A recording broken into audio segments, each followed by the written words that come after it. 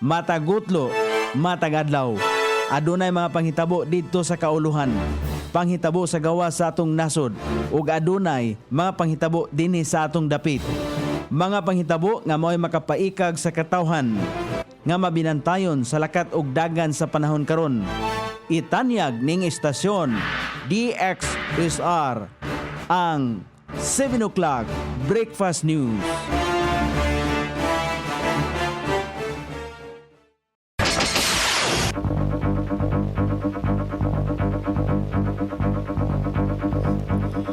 Igala, kumusta? May buntag Iligan, may buntag Mindanao, may buntag Pilipinas.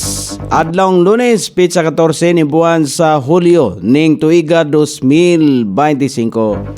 Sangan sa to station manager Pastor Ruben Sulapas kini ang inyong ka-isar kabisaya Nonay B. Ang matod sa hanay sa balita sa alas 7. O karon sa uluhang tudling sa tumabalita, estudyante sa nursing giingong miambak sa Agos Bridge, patay nang napalgan. Iligan City AIDS Council mopahigayon og consultative meeting bahin sa problema sa HIV. Kamara gisiguro nga motubag sa direktiba sa Supreme Court kabahin sa kang Vice President Sara impeach petitions. Legal team ni former President Rodrigo Duterte wala gikahikurat ang mga ebidensyang gisumiti sa ICC. Philippine Coast Guard gibarugan nga dili planted ang mga sako nga na-recover sa Taal Lake. Sa balita sa gawa sa nasod, Elon Musk gi-anunsyo ang paghimo og bagong political party sa Amerika. Balita sa kinabuhing Kristohanon, 700 ka mga pinereso sa Oklahoma gisimba si Jesus samtang 400 ang nidawat sa Dios isip manluluwas. Kini ang uluhang tudling sa ato mga balita nga dalit kanato ning istasyon. DXSR 106.7 sa inyong FM dial. Ang bugtong radyo sa Dakbayan Siligan nga nagsibya sa balaang kasulatan, pinasubay sa inspired and preserved, not simply dictated King James Version sa Anchor Broadcasting Corporation. O karon sa kompleto nga detalye, wala na kinabuhi ang usa ka third year nursing student nga taga Kulambugan, Lanao del Norte nga napalgan sa baybayon sa Puro 14 Matikaw, Misamis Oriental sa nakalabayng hapon. Ang biktima giilanga si Chloe Susan Villa Esther Hinon, 24 anyos, estudyante sa St. Michael's College ning Dakbayan Siligan og temporaryo nagpuyo sa Barangay Luinab. Si PO1 Wendell Romulo, Chief Master Sergeant sa Philippine Coast Guard, maoy positibong miila sa lawas sa biktima atol sa personal nga pagsusi sa lugar sa insidente. Sumala pa ni Police Chief Master Sergeant Roel Limocon, investigador sa Mantikao Municipal Police Station, alas 10 sa gabi niadtong Hulyo 10. Nakita pa ang biktima nga misakay og single motor og pagkahuman giingong minaog og miambak sa Agos Bridge sa Barangay Maria Cristina. Nakit-an kini nga sa mananagat nga si Fernan Ramirez naglutaw-lutaw sa dagat nga 150 metros ang gilayon gikan sa baybayon. Sa inisyal nga eksaminasyon nga gihimo sa Mantika Provincial Hospital, walay nakitang timailhan sa physical struggle, trauma o bunog sa lawas sa ni Villa Esther. Ang iyang lawas gidala sa Galyon Funeral Home sa Mantikao, samtang padayon pa ang investigasyon sa kapulisan aron masuta ang tinuod nga hinungdan sa kamatayon sa biktima.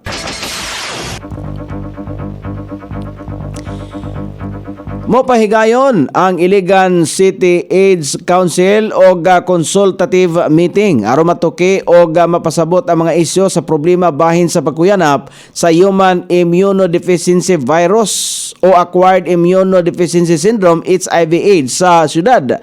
Lakip sa mga mutambong sa maong panagtigom ang mga membro sa AIDS Council, Iligan Medical Society, Persons Living with HIV, Support Group o mga infectious disease specialist gawa sa pagtaas sa kaso sa HIV/AIDS, hinungdan kon Hisgutan usab sa meeting ang mga babag sa pagpadayon sa treatment sa mga PL-HIV, kakulangan sa tracking ug follow-up ug pataas sa stigma psychosocial nga panginhanglan ug ang kinahanglan sa cross-sector collaboration. Gilauman ang pinaagi sa consultative meeting, matagaan og solusyon ang mga problema nga hinungdan sa pagtaas sa kaso sa HIV/AIDS sa syudad.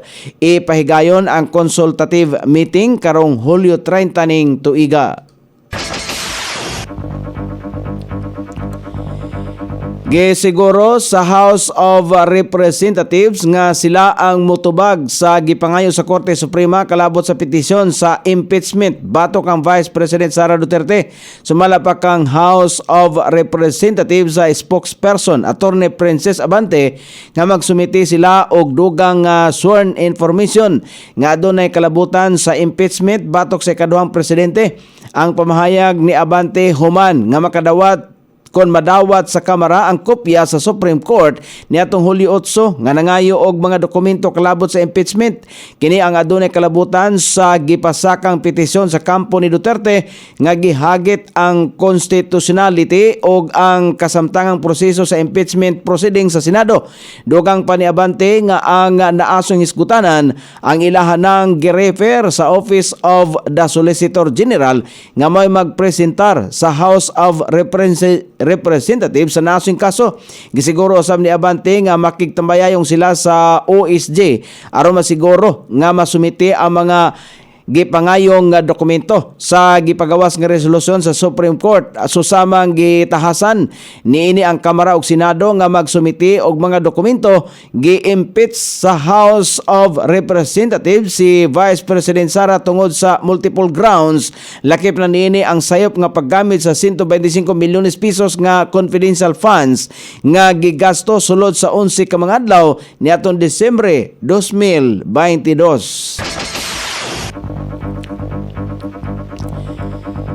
Gibutyag sa abogado ni kanhi Presidente Rodrigo Duterte nga wala na sila mahikurat sa mga gisumiting ebidensya sa International Criminal Court kalabot sa kaso batok sa kanhi Presidente.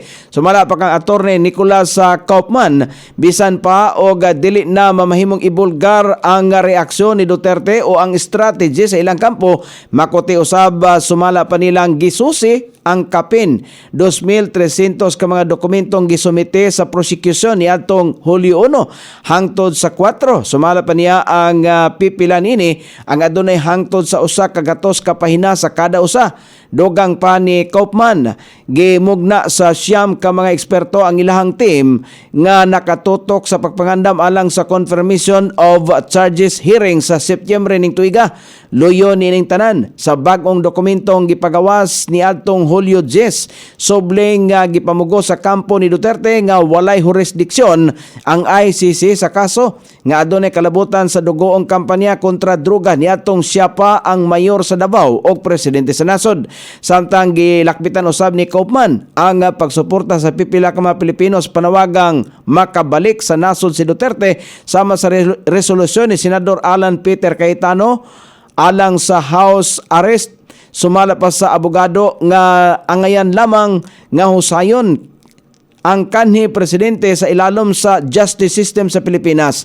May tungod usab sa kahimtang sa panglawas ni Duterte, gisulti ni Kaufman nga ana sa maayong kondisyon kini bisan sa edad halos 4 na kabulang nakabilanggo sa dahig. Dili usab sumala pa mapagawas og kon dili sumala pa magpagawas og health bulletin tungod sa katungod kinis kinatibuk ang panglawas sa akusado.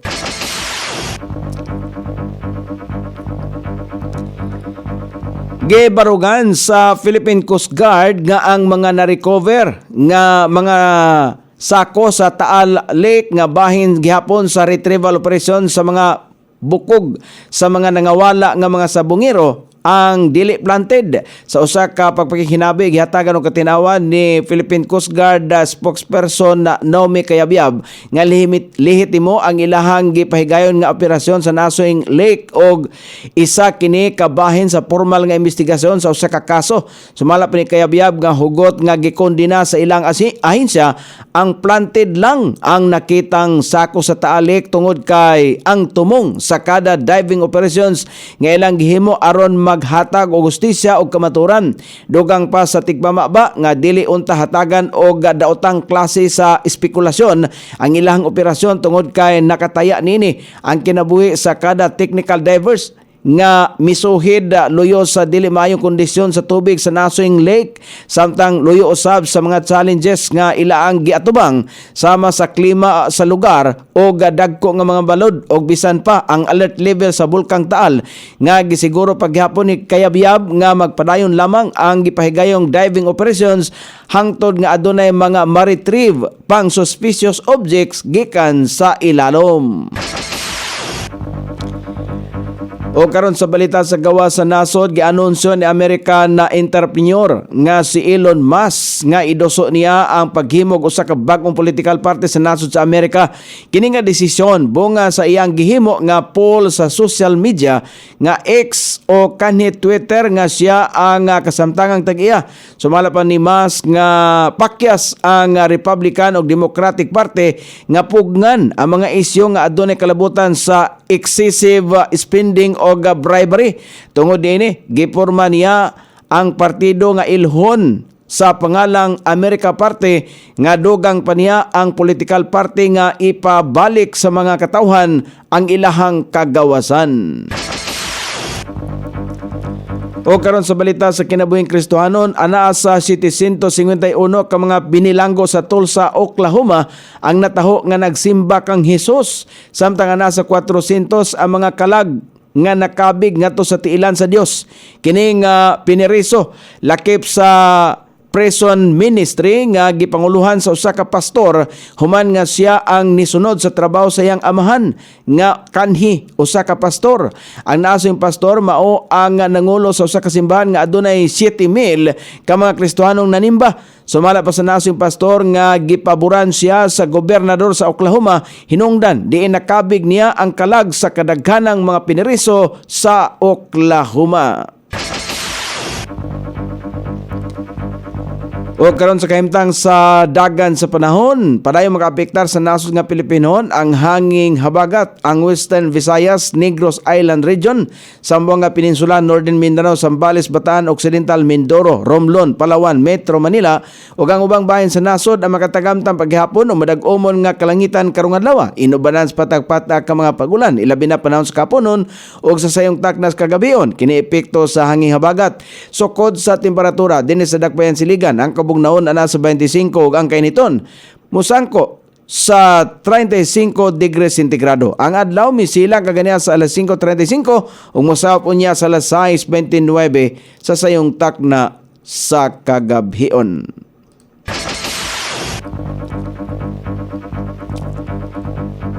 Inyong nabati ang kinatibuk ang hanay sa balita sa alas 7 nga dalit kanato ning istasyon DXSR 106.7 sa inyong FM dial. Ang bugtong radyo sa Dakbayan Siligan nga nagsibya sa balaang kasulatan, pinasubay sa inspired and preserved, not simply dictated King James Version sa Anchor Broadcasting Corporation.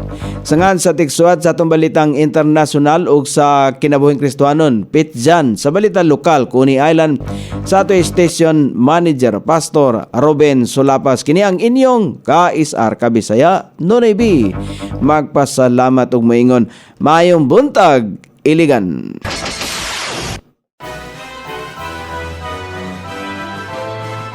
Inyong nabati ang 7 o'clock breakfast news hangtod na usab og mga adlaw sa samang takna o sa samang istasyon. Daghang salamat sa iyong pagpaminaw ug maayong buntag.